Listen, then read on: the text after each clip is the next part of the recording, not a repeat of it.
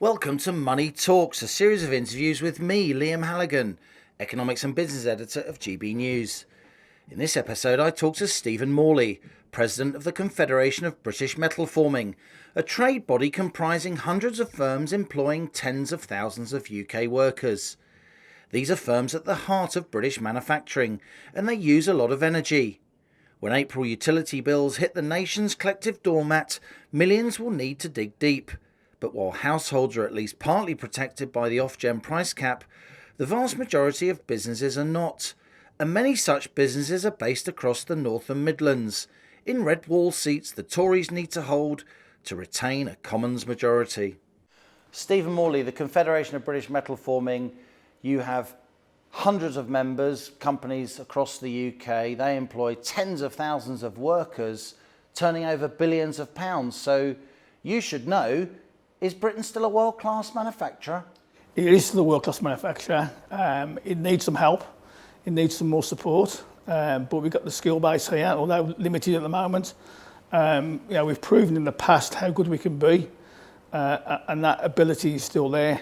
We just need some help to get through difficult times at the moment. I think we're still 9th or 10th in the world in terms of our manufacturing output, the source of many highly paid jobs across the British regions, in particular outside London and the South East.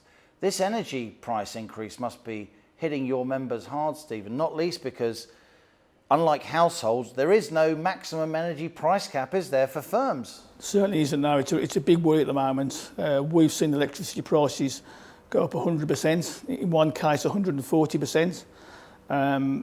Gas has gone up 3- or 4-fold.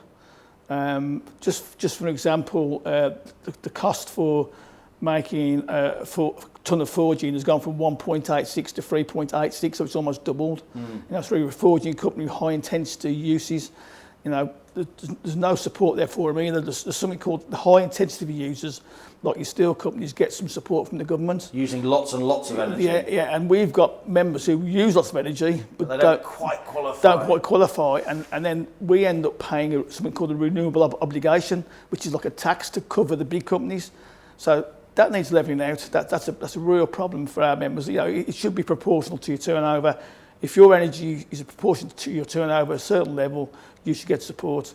We understand the households, and the help they've got, but the people who support the households in paying the wages to pay them bills need help as well. Otherwise, we'll have a double effect where companies might not be there, or make people redundant, and then we're in a worse situation than we are now. And a lot of your member companies, Stephen, are employing lots and lots of people in those red wall seats that the Tories need to retain if they're going to win the next election. Most of our membership is based from the Midlands up to the northwest and the Pennines to the northeast, so through Sheffield into the northeast, and we cover Scotland, Wales, Northern Ireland as well, but a high proportion of our members are in them areas, and they're all key areas. I don't want to see a political divide. I want to see a fair, interpretation of how we support our manufacturing away from the South East. There's too much focus on the South East in terms of, and levelling up's got a long way to go. And it needs to be helping us now, not in 2 or 3 years' time. I think when we speak to Kwasi Kwarteng a couple of weeks ago, he said that we've got this bright future, but it's years away. We need support now to get us through, the restrictions we're seeing now in terms of the cash flow problems we've come out of the pandemic. We've got things like still safeguarding impact on some of our members. We've got the national insurance to come. All these things are impacting on the cash flow, and I think, the cash flow is absolutely key to a business. It's what keeps it going. Let's talk about all those things, but before we do, I just want to ask you, how bad was the pandemic for some of your members? Obviously, it hit hospitality companies very heavily, it hit aerospace companies very heavily. Quite a lot of manufacturing continued, didn't it? So how did your members fare? I think, first of all, there's a mixed message whether manufacturing should continue or not. And then there was 1 or 2 companies went back in April, so after a month, because they'd overseas. April 2020. They have overseas customers demanding work. There was quite a learning curve in social distancing protocols in the factory. So we were able to share that with all our members through one company called The Stamp who went back first, and they were very helpful in supporting everybody else. So keeping the show on the road. Yeah, and they helped us give protocols and say things to all our members, which is fantastic. I had members coming on the call to me who had family business for years who thought they were going to go out of business. Yeah. And I think that they said to me, "You gave us a crutch to keep us going." And that was and we helped. And what people realised that they weren't isolated; they were all in the same boat, and they were all struggling together. So we had to kind of navigate them through that. I mean, it's things like the furlough scheme. We explained the furlough scheme, a great intervention, but they didn't really understand it fully. Some of them, so we had to explain how it works. That was good. The C bills and B bills were a nightmare. Those business loans from the Treasury to companies. C bills was pretty bureaucratic. Very difficult to get hold of. Yeah. The banks, as they do, weren't as supportive they were to start off with. So that became a battle. And it was difficult to get the message over to government or civil servants that they weren't coming out quick enough. And that was a real challenge, you know. So we were pushing and pushing to get them sorted. The intervention is good, but it needs, you know, when a crisis like this comes, it needs to be quicker. The furlough was fantastic. I mean, it's really good, but we've got to make sure that furlough isn't wasted. You know, there's a lot of false. Don't keep companies alive just to let them fold. Now we're coming out of the pandemic. Exactly. We need to keep that threshold going. So the pandemic was tough for manufacturers, like many other companies. Industry groups like yours, like the Confederation of British Metalforming and others, were able to share information across the industry. That's correct. Now you're facing these big energy price hikes with no price cap.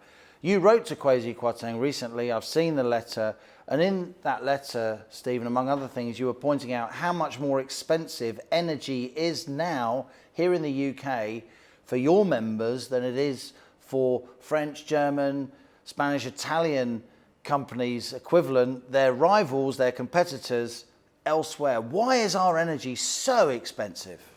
I think it's got to be down to policy, you know, across the years, not particularly this government, but maybe the one before. You know, French and German, we've got competitors in French and German we talk to. You know, I'm a member of an international organisation and we see the data. Their energy has gone up, but compared to ours, it hasn't gone up as much. You know, so they have probably got maybe more gas storage. So they're going to get the work because energy is such a big chunk of your members' cost base, right? They're bending metal and forming metal and very energy intensive stuff. I think you know, we talk about Brexit and we talk about UK PLC being great. You know, we need to be able to compete in a level playing ground, and we're not doing that at the moment because there's too many advantages in Europe compared to what we're getting from the UK. I won't say the government, I'm blaming entirely, but you know, we need to have a level playing field to get forward. You know, the energy price is just one example. You know, there's companies in Italy who give Italian government giving subsidies to companies. You know, we've got people who can't compete. You know, there's other costs we're getting in terms of Brexit because of the cost of in and out the country. You know, we can't pass all these costs on to our. So if you've got customers in the EU who you're supplying to, you can't pass all the costs on because you then become uncompetitive. Yeah, so you don't get the work at all. Let's come on to Brexit. I do want to ask you about that. A report's just come out from the Public Accounts Committee, the cross-party group of MPs, highlighting some of the downsides of Brexit so far. But before that, I just want to ask you about these renewable energy subsidies that a lot of your members have to pay. Do you think now that these subsidies paid by energy consumers, businesses and households, but particularly on business in this conversation, are they now making your members uncompetitive? Could they lead to the closing down, unfortunately, of some of your members, job losses? There's certainly part of the problem. It's not the only problem, Liam. I think we need to quantify it. You know, it's almost the icing on the cake you don't want to eat. Yeah, you know, the icing on the cake. So you know, you've got a bad cake and you put more icing on it and you're not going to eat it because it's that bad. And you've got all the problems you had before and you're just throwing another ingredients in that you don't want to eat anyway. You know, and it's a real problem. You know, and I think it's a catalogue of problems, not just one. Energy is a big one now. You know, it's kind of, I've got through the pandemic, I've got through Brexit, not quite, but you know, you're kind of thinking you're getting yourself to the edge of the cliff and hanging on, and then someone comes and steps on your fingers, and it's energy. You know. Now you're a proud Brummie, obviously Birmingham, the heartland of the West Midlands, manufacturing centre of the UK. Birmingham voted for Brexit famously, but you're saying that a lot of your members are having a hard time because of importing steel and other materials from the EU. There are tariffs, there's more bureaucracy. Yeah, there's a number of hidden costs that people aren't aware of. I mean, just forget the Brexit vote and why people voted for it. In terms of manufacturing, we want to be competitive. So, we don't want the import costs, we don't want additional freight costs, we don't want additional time in the docks. All these things are happening now, and they're not being widely reported. You get the old headline, and we get, we don't see people talking about fish. It's a small expense of our GDP.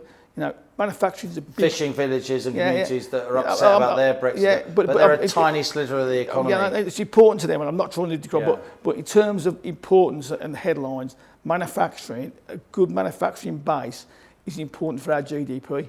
10, 15, 20% of our GDP on some it can be, at measures. peak. It certainly can be at our peak. And the effect of what we're seeing in supply chain issues, not just related to Brexit, is a major problem. Still safeguarding is something we've been working on for 6 months. That's the Brexit issue. It's a major Brexit issue where we're now the additional safeguards that have to be put on EU steel. When we're in the EU, we can import steel from the EU without any tariffs. Yeah. When we came out, we carried over the EU safeguard into this country. There was a TRA consideration, a Trade Remedies Association to look at independently, which was overruled by the government Secretary of State for Trade at the time, although it was recommended that one particular category should be taken out and it was left in.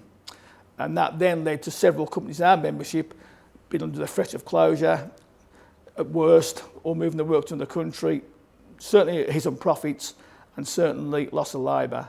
And all them threats are there and real and happening. Through some good work with UK Steel, which we're grateful for.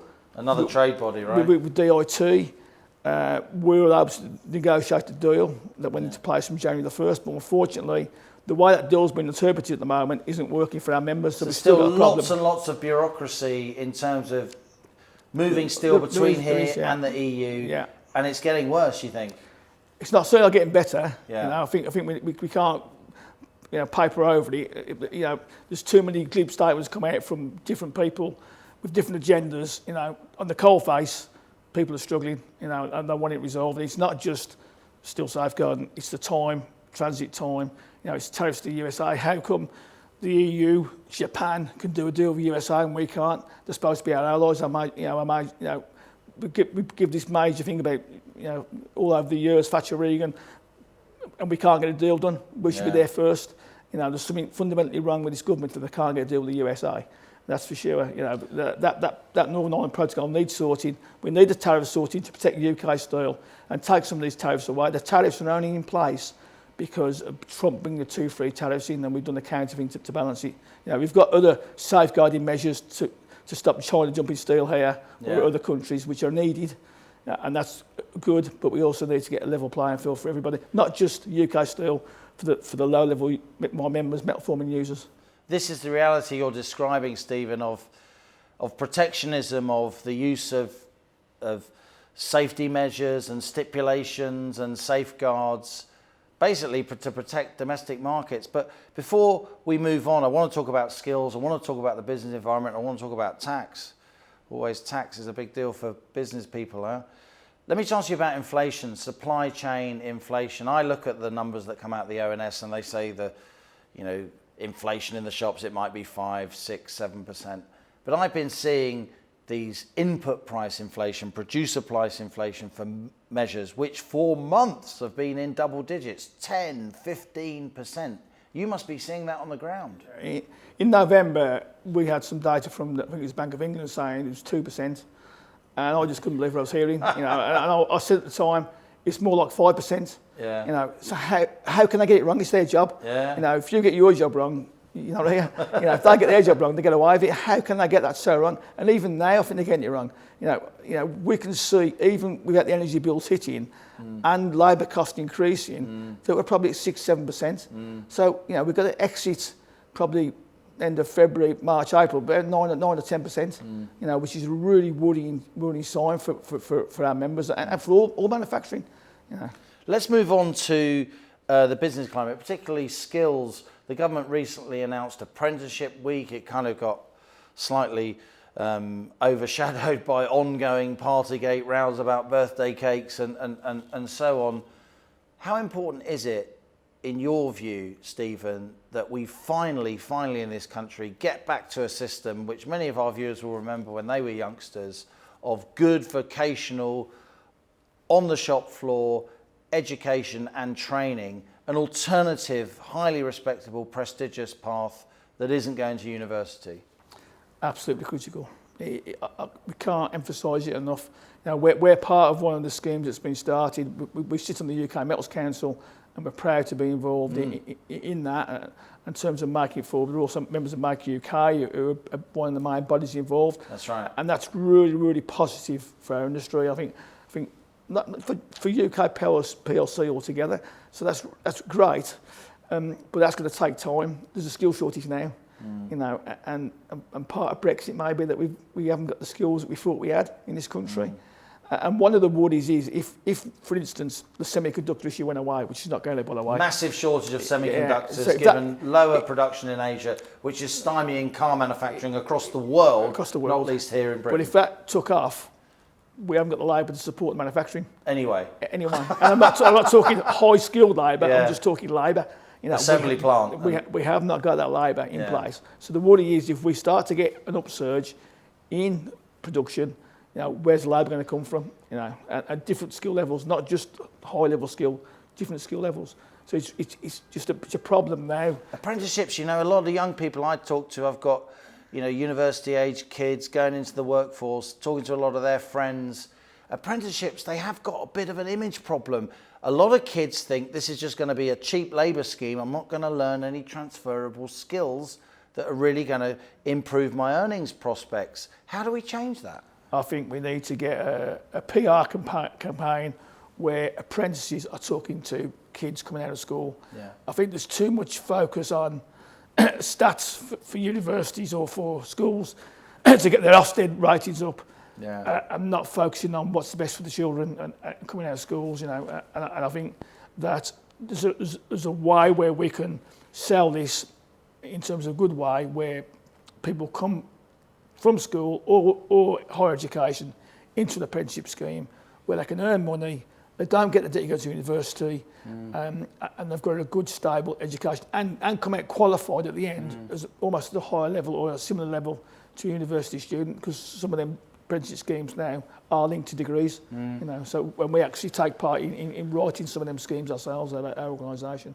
Well, good luck with that. I want very much to keep in touch with you about that apprenticeship issue. It's hugely important to us. It's important to the country. Just finally, let's talk about the broader business environment. A lot of your members have come through lockdown. They've been wounded. They're trying to rebuild their balance sheets, rebuild their strength, get new orders. How much of a blow is this increase in national insurance contributions for both employers and employees coming in April? I think I've already mentioned cash flow, and I don't apologise for mentioning it again. It's absolutely critical. You know, one of my notes to Kwasi Kwarteng was people with business secretary, people with C-bills and who took C-bills and time to pay had to start paying back all at the same time. You know, if we want to keep the businesses going, give them more time to pay back C-bills, you know, extending from 5 years to 10 years. Yeah. The good companies paying the money back, they're not trying to hide. They're not like these fraud cases we hear who aren't paying everything back. You know, let HMRC give us more time to pay. You know, and let's incentivise these companies to invest this money back into the company, you know, to keep things moving forward. You know, the super deduction tax is another good incentive. You know, but it ends next year. Extend it. You know, don't just stop it. You know, Singapore have got corporation tax of 10%. You know, we got corporation tax going up. 19 to 25%. You know, they've got low interest. Everyone's forgotten that. They've got low interest rates. They've got tax incentives. Their growth is 6%. If we got to 3%, I'd be happy. We're seeing something like 1.3 to 1.7%. You know, we need to be at 3% minimum. You know, 6% is, you know, El Dorado would be great, but we won't going to get there. But it just shows I know it's a different country, different environment, but it shows what you can do when you incentivise it. High growth you can achieve. And also, that company's doing well, the money comes back into the treasury.